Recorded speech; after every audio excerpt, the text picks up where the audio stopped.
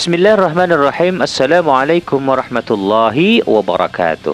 Saudaraku semua, para pemirsa channel YouTube Oksigen Opiniku. Di video kali ini kita akan membahas tentang negeri Palestina.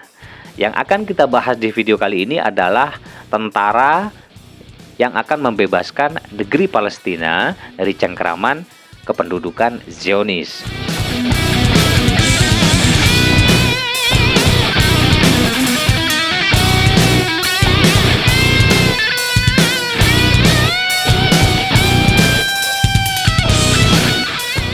Untuk itu, kita akan bahas dan kupas tuntas masalah ini di video berikut ini. Selamat menyaksikan, semoga kita semua mendapatkan ilmu yang bermanfaat. Assalamualaikum warahmatullahi wabarakatuh.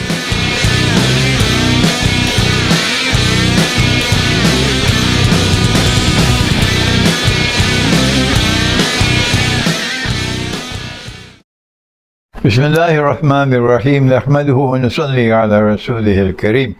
Assalamualaikum warahmatullahi wabarakatuh. It is now 1 month since I suffered a massive heart attack, and by Allah's kindness, life and death are in His hands, and I was just a whisper away from leaving this world. But Allah chose to keep me alive and allow me to come back. And I'm now back to do what Allah wants me to do, to teach the truth. And at this time, there's nothing more important to teach than what does the Quran say, and what does Nabi Muhammad, Allah's blessing be upon him, say concerning the events in Gaza. So this is number 3. This is Gaza 3. Now then, our hearts, I'm receiving emails from around the world, and people they're crying, their hearts are bleeding. What can we do for our brothers and sisters in Gaza? They have nowhere to go.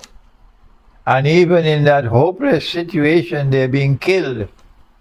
Women and children are being killed. And the government of the United States is the world's greatest hypocrite. As the world's greatest hypocrite, they stand firmly in solidarity and support of Israel, like Narendra Modi in India. We stand in solidarity with Israel, while Israel is killing women and children. Is that Judaism? Is that what the Jewish religion has taught you? And so now there are tears around the world. There's heartache around the world. What can we do when the governments that rule over the world of Islam will not do anything to stop Israel? What has our Prophet said on this subject? Let us, in this video entitled Gaza 3, let us share with you the good news of what our Prophet has said. Allah's blessing be upon him. He has spoken as only a true prophet of the one God can speak. And he has said that there is a Muslim army which will come to liberate Jerusalem. And he says that when that army starts to march to Jerusalem, no one and nothing can stop that army. Not even the Security Council of the United Nations, which perhaps by then would no longer exist. There'll be no United Nations anymore tomorrow. It'll be gone. So it'll be an unstoppable Muslim army which will finally reach Jerusalem and liberate Jerusalem. These are his words. لَتُقَاتِلُنَّ الْيَهُودِ, you will most certainly fight the Jews. وَلَتَقْتُلُنَّهُمْ, and you will most certainly defeat them. حَتَّى يَقُولُ الْحَجَرِ, at that time the response to oppression will be so great that even the rocks and the stones will speak. Ya Muslim, هذا يهودي ورائي فتعالى فاقتل. There's a Jew hiding behind me, come and kill him. Our Prophet is not speaking about all Jews. Not at all. How could he be saying such a thing about a Jew who is denouncing this government of the State of Israel, as there are Jews in Israel today denouncing their own government? How could he say that about Jews who are supporting and helping the Palestinian people? Why? Because they are still human beings. These are Jews who still have a heart in their chest. Not like the others who are beasts. That's right, they're beasts. They don't have a heart in their chest anymore. They consider the Palestinians to be animals. They are the chosen of the Lord God. They are born superior. And the Palestinians are like cockroaches. Not those Jews. There are Jews in Israel today and Jews outside of Israel who are championing the cause of the Palestinian people, that they are being oppressed, and they are denouncing Israeli oppression. So Allah's messenger, the Prophet Muhammad, Allah's blessing be upon him, could not be speaking about all Jews. When he said the rocks and the stones would speak and say, there's a Jew hiding behind me, come and kill him. And so we live with this happiness in our heart, that we know that the end time will witness a Muslim army, and that Muslim army will come from the direction of Khorasan, and that Muslim army will be unstoppable until it reaches Jerusalem. But there's more now to be said, and that is that Allah has said in the Quran, He's given this warning. If you're in Pakistan, I hope you listen. He says, بعد أعوذ بالله من الشيطان الرجيم إن الله لا يغير ما بقوم حتى يغيروا ما بأنفسهم. That no matter how hopeless your situation might be, no matter how much you are suffering, Allah, the one God, will not intervene to change your condition until you take the initiative using Allah's guidance to change your own condition. Only then will Allah intervene to help you.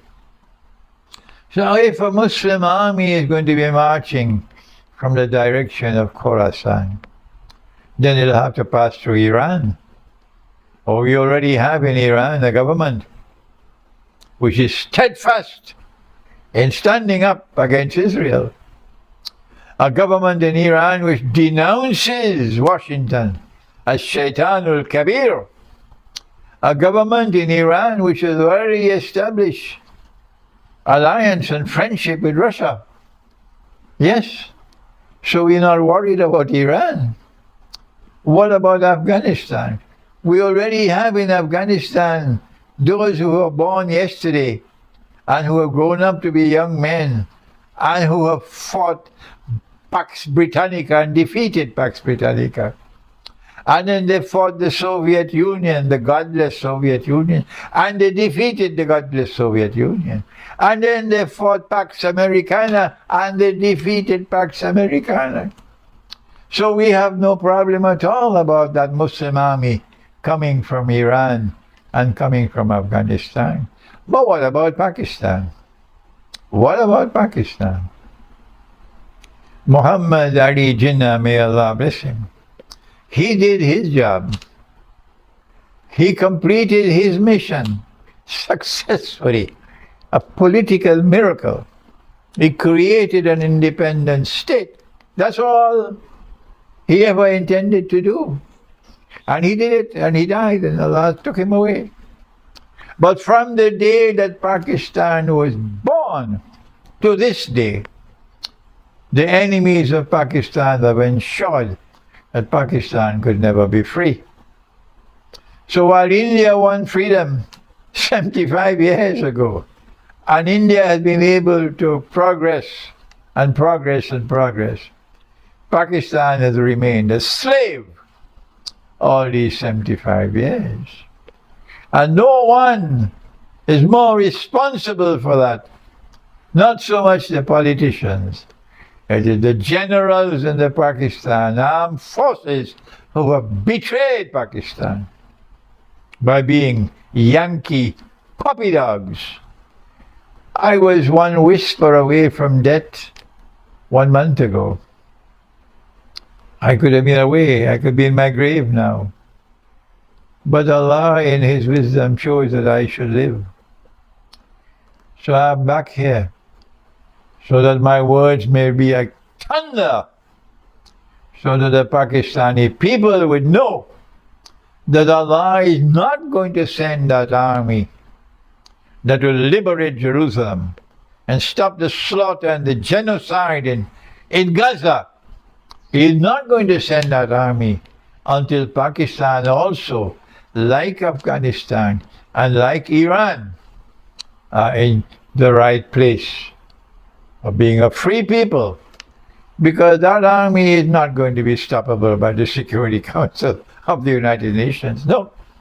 That army will not fight according to international law. No. The army which is going to come from Khorasan, which will liberate Jerusalem, it will be an army which will be fighting under Allah's law. And the Pakistan armed forces have never fought under Allah's law. So it is time for the people of Pakistan to wake up and recognize that you cannot stop the slaughter in Gaza until you can liberate Pakistan and recover freedom in Pakistan from those who are Yankee puppy dogs.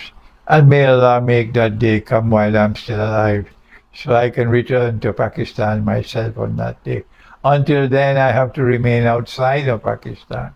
And my words will have to be like thunder until that day when Pakistan is free and liberated, and then I can come back to Pakistan. Thank you. Wassalamu alaikum wa rahmatullahi wa barakatuh.